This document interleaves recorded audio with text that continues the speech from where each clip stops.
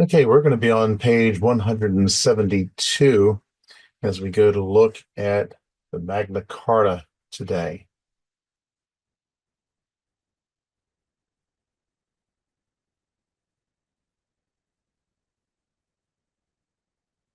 To set this up, we want to do a little bit of a review. The church dealt with false prophets popping up by 100 AD in the Ephesian age of the church and was then empowered by suffering and surviving persecution over the next 200 years in the Smyrna age of the church. Around 300 AD, the church was co-opted by pagan influence for the next 1200 years through the Middle Ages. The corruption of the church happened in two stages, where first the Roman state, with its pagan influence, united with the church under Constantine in 313 AD, and second, the church was transformed by the pagan character of the state after the fall of Rome in 573 AD. With these two stages, the mission of the church was converted from calling people to repentance and was changed to the regulation of society with the authority of the state church to prosecute the unrepentant. This was done by the new form of polity that was introduced by the church-state union, which gave the church the power of the state. This change in polity was critical to understand the Middle Ages and even the Reformation. The destruction of that polity would lead the church into the revivals of the Philadelphian age much later. Without the coercive power of the state, churches depended on the power of the pulpit to invite, not force people to Christ, and individuals were free to choose to accept or reject that invitation. To set the stage for this to happen, we have to understand the political environment of the church-state union. At the start of the Middle Ages, the introduction of the office of the Pope and his usurpation of temporal, worldly political power was influenced by the regulatory nature of the Roman state that the church had inherited. The Roman state was administered by what is called a civil law system. In civil law, legislation was determined by the governmental leaders. In the Pergamus and Thyatira ages of the church, or the bulk of the Middle Ages, the popes worked in combination with the state to regulate society by their bulls, edicts, fiats, and dogma. The popes usurped the power of the state against those who failed to conform by excommunication, interdiction, or the Inquisition. This regulatory framework was reflected in the nature of the civil law system's focus on maintaining societal order and prioritizing the responsibility of the citizen to the state, or in this case, to the union of church and state. It was going against individual responsibility. This emphasis came at the cost of individual autonomy. The church demanded loyalty from its members. The fusion of ecclesiastical and state power meant that nonconformity was not only a religious offense, but also a political threat, leading to systemic suppression of personal freedoms and dissenting beliefs. If the church had not dictated what you believed, you were not free to believe it. The union of the church and state influenced both kings and popes in a similar way, tempting them to overstep their respective roles. Kings were drawn toward Caesaropapism.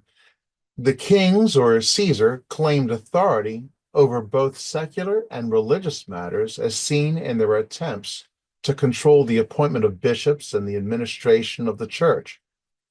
Popes, on the other hand, saw themselves as lords over both the temporal and spiritual realms, asserting their authority over kings.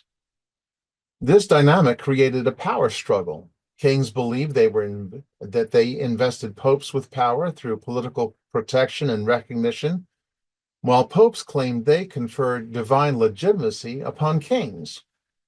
Kings justified their authority through the divine right of kings, ruling as God's chosen representatives on earth. Meanwhile, popes sought to rule over Christian realms with spiritual supremacy, often asserting that they held the right to depose or crown monarchs.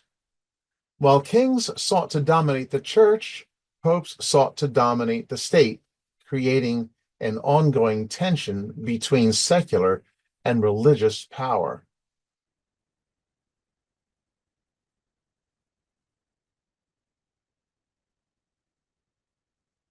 Understanding the politics of the church-state union is the setup for understanding the catalyst of the Magna Carta in the creation of the foundation of individual liberty, and more importantly, in church history, the foundation of religious liberty.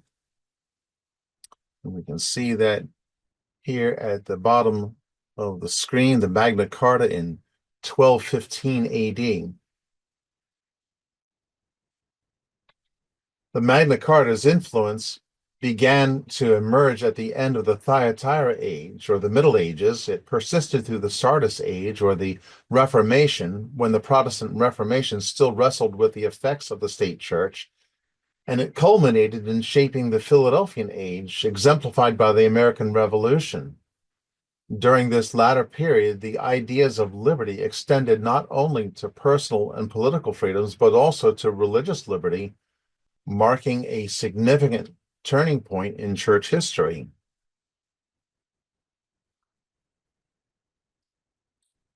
To appreciate the historical and legal background of the Magna Carta, I recommend Inventing Freedom by Daniel Hannan, a former member of the United Kingdom Parliament.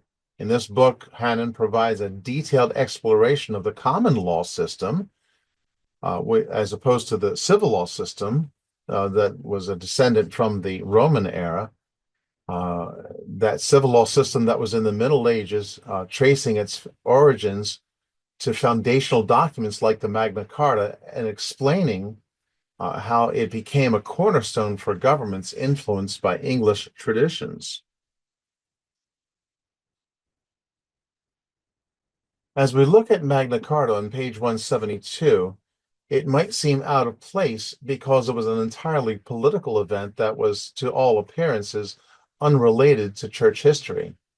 More properly, though, as state-church was a political spiritual union, the Magna Carta represented a move toward a non-state church relationship, or a political spiritual disunion, where the state does not deal with the church and thus leaves the church to develop on its own. This was reflected in Magna Carta's statement that the English church shall be free. In the history of the church at that time, there were dissenters, there were early reformers and pre-Reformation leaders that set the stage for the next age. However, the Magna Carta political event was a seed being planted over in England. The title of this section is Magna Carta. In the meanwhile, over in Runnymede, 1215 AD. This is reflective of how amidst all the reform efforts, there was this event that would greatly influence everything else that was to come. Reading from paragraph 482 on page 172. While all the power struggles were going on between kings, popes, and reformers, a seed was sown in England, 20 miles southwest of London on the River Thames. King John sealed the Magna Carta, the Great Charter. The sealing of Magna Carta was a pivotal event that sought to restore the authority of the state in the people as it had anciently been. From the Norman conquest in 1066 AD to Magna Carta in 1215 AD, the English government was being influenced by the centralized European government in a monarch. They were operating according to the civil law system. The centralized government, with a ruler who possessed divine rights, was especially influenced by Roman law and tradition. Before the Norman conquest and dominance of the civil law systems, Magna Carta reflected ancient English tradition that emphasized the authority of the law in constraining the power of the king, acknowledging that the king's authority should be subject to legal limitations. This was reflective of the common law systems under the Anglo-Saxon governance, again, as opposed to the civil law systems from the time of Rome. Where civil law was a legal top-down creation of government leaders that dealt with regular situations, the failure of the civil law system was that it did not deal with problems that were irregular.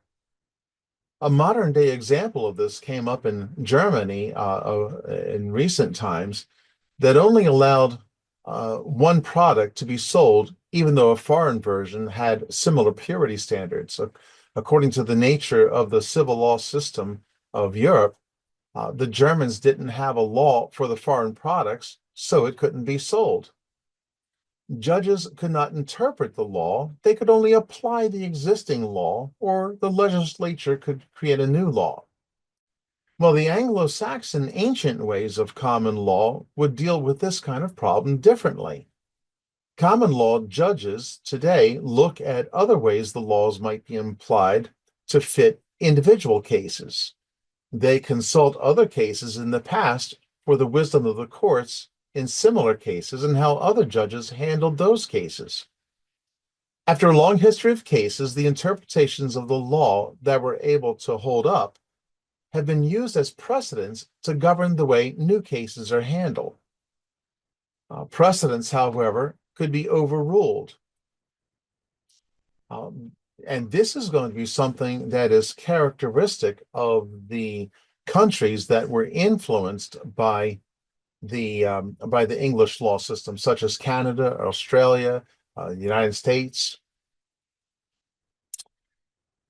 When precedents are set, they can be overruled, so that the Supreme Court's Dred Scott decision of 1857 that perpetuated slavery would not stand as a precedent. Today, you'll hear senators as they examine Supreme Court justices and ask them if they believe in stare decisis. This is a Latin phrase that means the standing decision and refers to the principle of being bound by standing precedents from other cases. This comes down to us again from the Magna Carta days and from the earlier days of Anglo-Saxon society, where common law was the way things were handled. Now, the problem is that many who ask this question are being disingenuous. What they are referring to is the Roe versus Wade Supreme Court decision to expand abortion back in 1972, as if that made Roe versus Wade the supreme unchangeable law of the land. It has been considered since then by many legal and conservative lawyers to have been bad legal reasoning and shouldn't be used as precedent. If such precedent could not be overturned by better thinking, according to the pro-abortion activists, then that would mean that the Dred Scott decision couldn't be overturned either. Stare decisis, or precedent, does not work that way. It guides the judges to be able to apply individual cases in similar ways. It puts the common man's interests above the arbitrary pronouncements of the state. This was ancient and common, the ancient and common ways of England that Magna Carta was appealing to.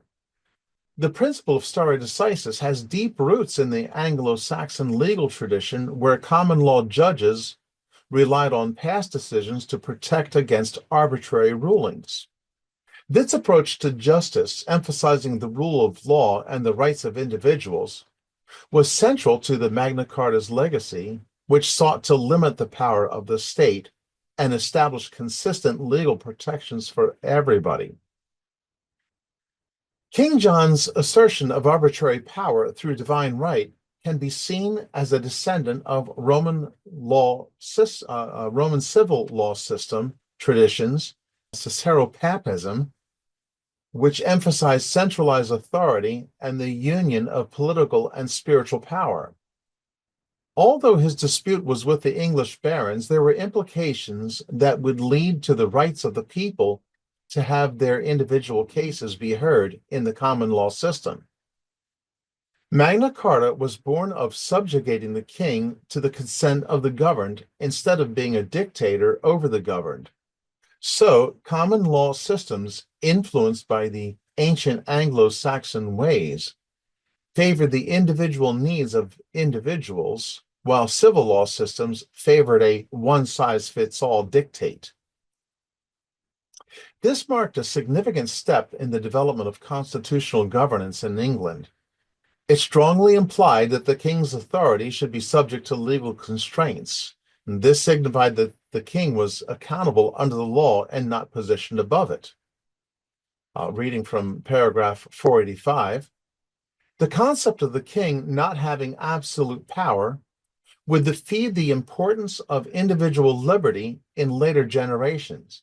It led to the English Civil War of 1642 and the Glorious Revolution in 1688. The Glorious Revolution was called the Glorious Revolution because it was free of blood. And then on to the American Revolution in 1775. The American Revolution is sometimes known as the Second English Civil War because it was the same Magna Carta principles that were driving it. Although the English Civil War and the Glorious Revolution are unfamiliar to us, it was the same principle of popular governance and individual liberty that was also the inspiration for the Magna Carta. Thomas Jefferson, among many others, would hearken back to Magna Carta as justification for political reformation. When we read about no taxation without representation, this was not just a popular idea that sprang out of nowhere. It was born by how the leaders of the American Revolution were steeped in the promotion of the principles of Magna Carta. When we read in the Fifth Amendment about not being deprived of life and liberty without due process of law and not being able to testify against ourselves, that is not American genius, that is the Magna Carta. The American Revolution was the capstone founded on Magna Carta that freed the state and the church from each other. It made the state accountable to the people with their individual rights, and it also made the church accountable to God's people and their freedom of religion. Looking at paragraph 486, the effect of Magna Carta was not fully realized in its day. It was the beginning of a chain of events that would be realized at the end of the next church age of Sardis, or the Reformation. And again, it would be a springboard into the Philadelphian age.